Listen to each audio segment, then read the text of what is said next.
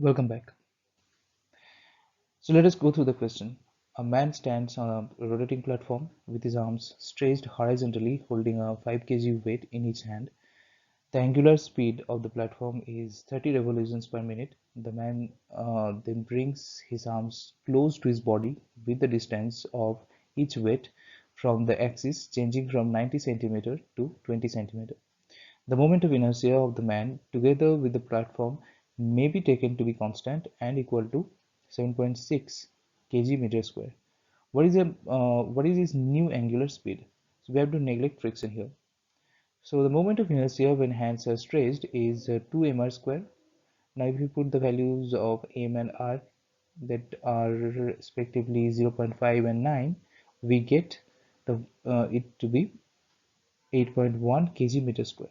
So the moment of inertia of the entire system in the initial is 7.6 plus 8.1, that is 15.7 kg meter square.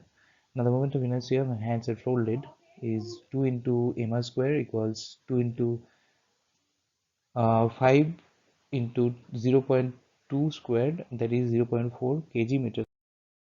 Thus net final moment of inertia is 7.6 plus 0.4, that is 8 kg meter square.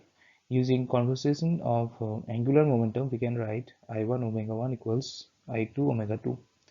So omega 2 is I1 omega 1 divided by I2, that becomes 15.7 into 30 divided by 8, which is equal to 58.88 revolutions per minute.